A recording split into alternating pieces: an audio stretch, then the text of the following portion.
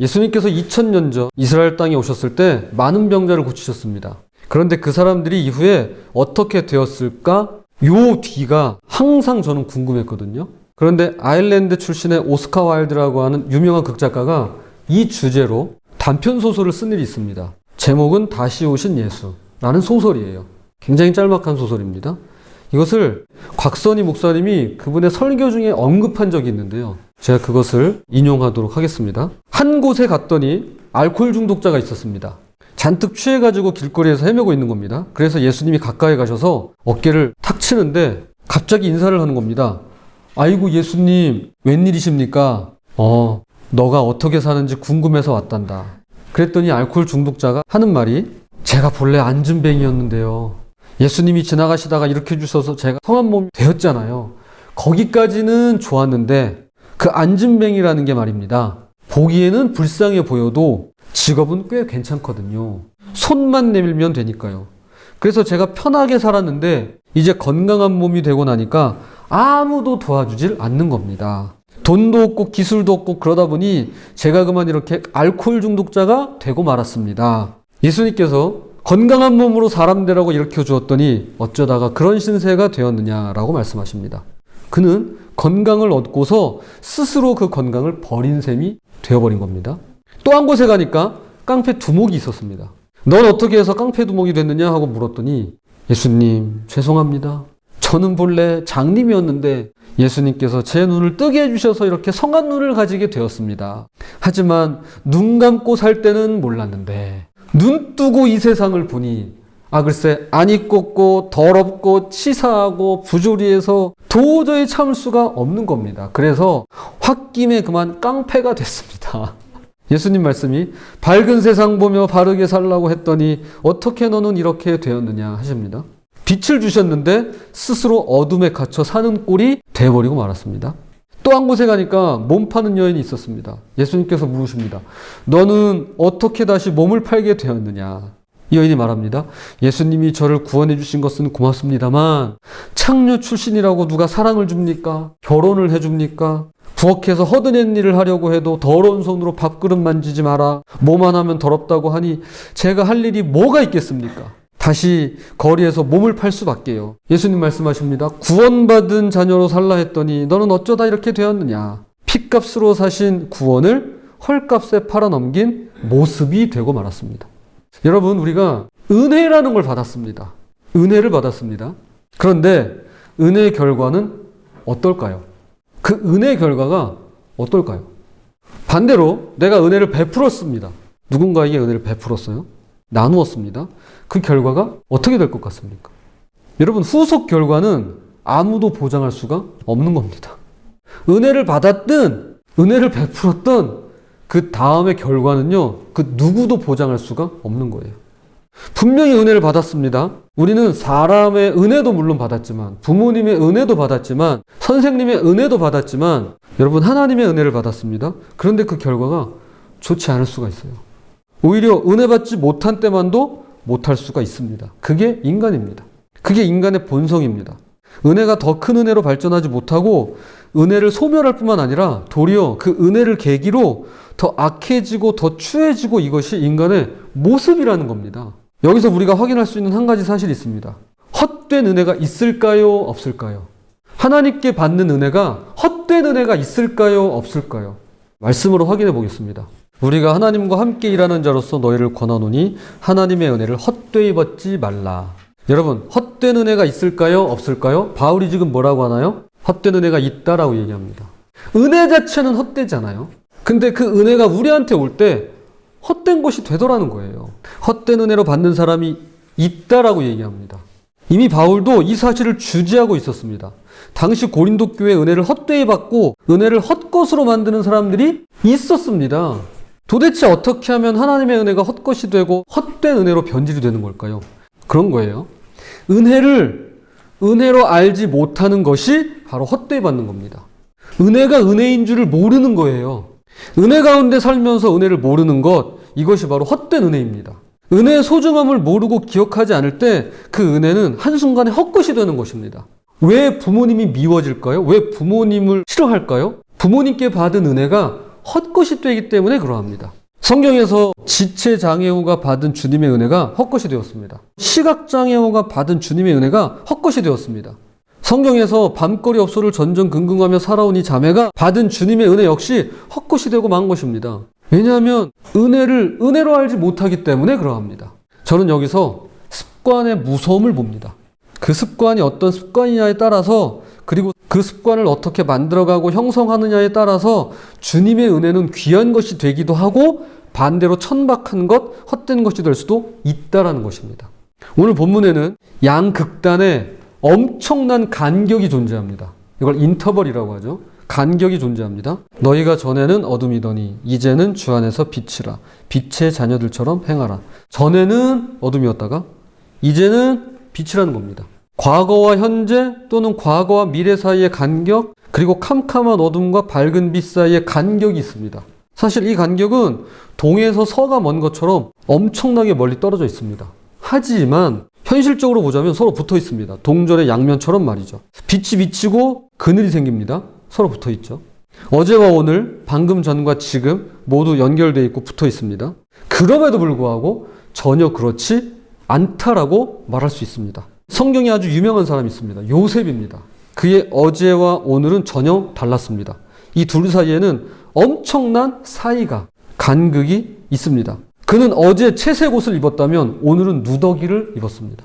그는 어제 아버지의 사랑을 한 몸에 받았다면 오늘은 형들의 미움을 한 몸에 받았습니다. 그는 어제 감옥에 갇혔다면 오늘은 자유인이 되었습니다. 어제는 노예였다면 오늘은 일국의 총리가 되었습니다. 어제는 버림받았다면 오늘은 기근에 허덕이는 백성과 나라를 건져냅니다. 그는 어제 혼자였다면 오늘은 온 식구가 함께하고 있는 것입니다. 이것이 요셉의 인생이었습니다.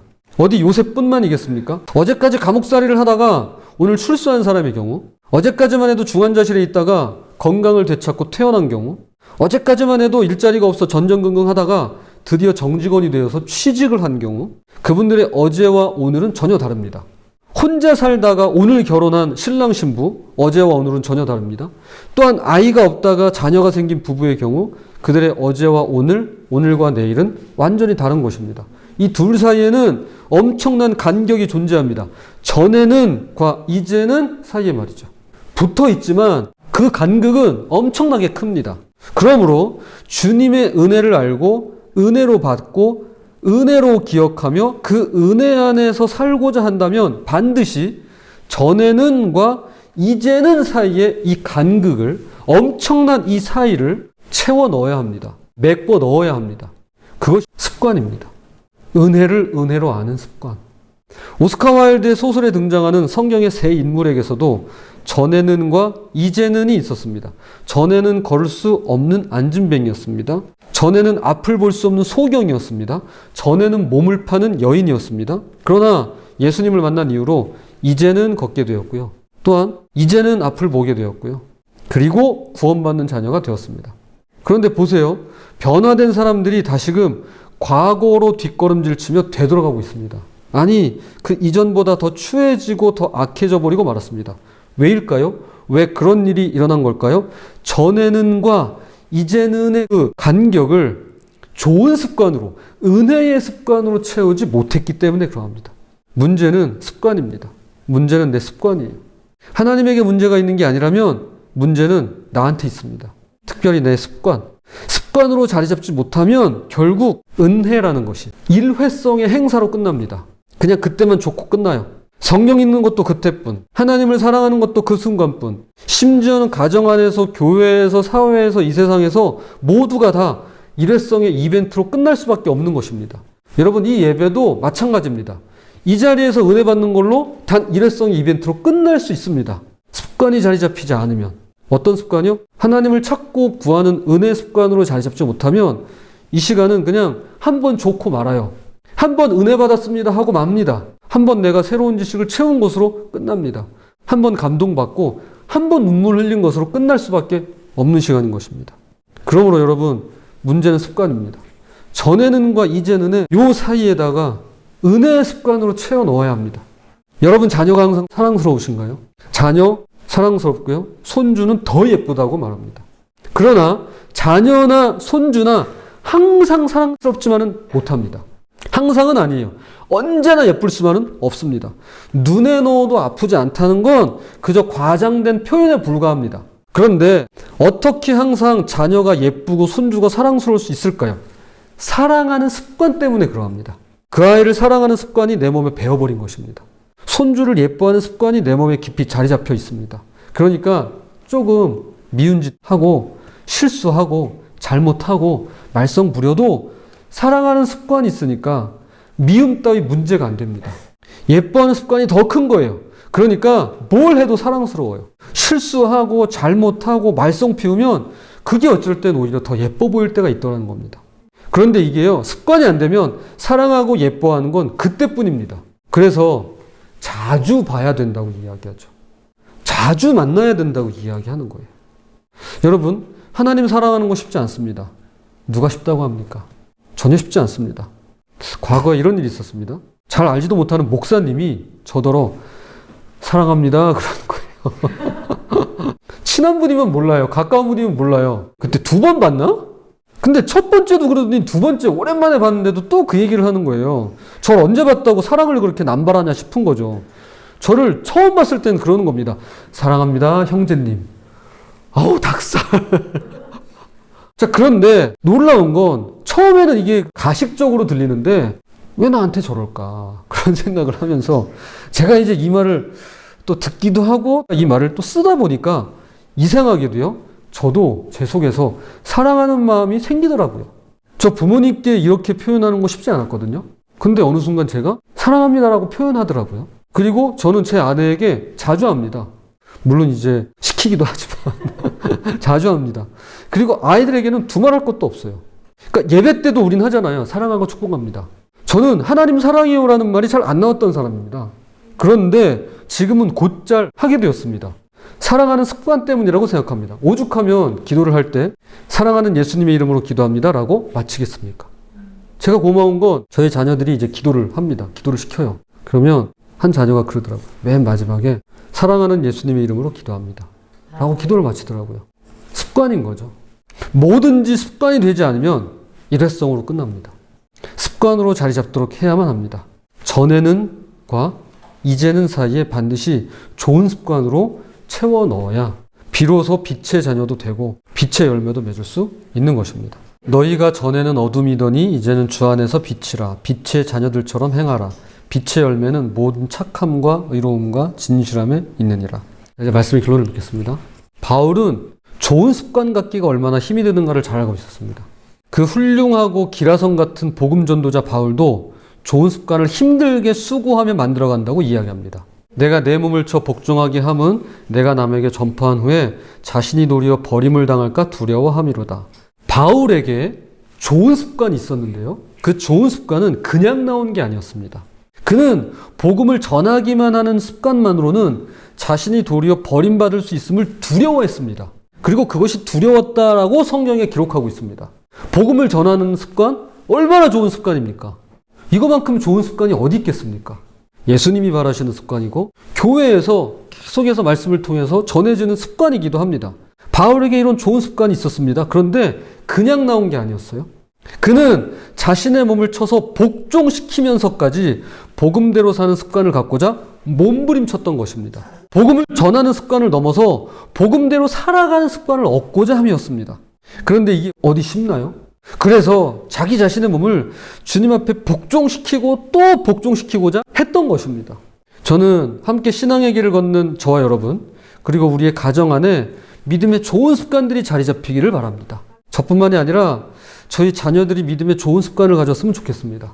전에는 그랬다면 이제는 이랬으면 합니다. 어제는 그랬다면 오늘은 이랬으면 합니다.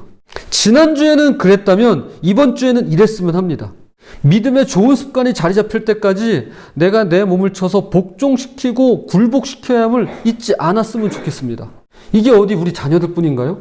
여기 우리들의 자녀들, 손자, 손녀들 모두 다 그러합니다. 전에는 그랬을지 몰라도 이제는 이랬으면 좋겠다는 거예요. 믿음의 좋은 습관으로 자리 잡혔으면 좋겠습니다. 그러려면 내가 내 멋대로 하도록 내버려 두서는 안 됩니다. 내가 내 멋대로 하도록 나를 그냥 놔둬서는 안 됩니다. 여러분, 이 말은요, 지금의 세상의 문화와 반대하는 거예요. 반문화예요. 지금의 세태와 역행하는 것입니다. 내가 내 멋대로 하도록 내버려 두라고 이 세상은 이야기하지만 성경은 그렇게 이야기하지 않습니다. 내가 내 멋대로 하도록 놔둬선 안 돼요. 다른 누가 나를 굴복시키는 것이 아닙니다. 나 스스로가 내 자신을 주님 앞에 복종시키며 살았으면 좋겠습니다. 성경은 우리에게 말씀하기를 만약 우리 각자가 전에는과 이제는 사이의 간격을 불신앙의 습관 대신에 믿음의 좋은 습관, 은혜의 습관으로 채워놓고자 한다면 반드시 이 말씀을 기억하라고 신신당부합니다. 주를 기쁘시게 할 것이 무엇인가 시험하여 보라. 주님이 기뻐하시는 것이냐 아니면 주님이 기뻐하지 않는 것이냐가 습관의 기준이 된다는 것입니다.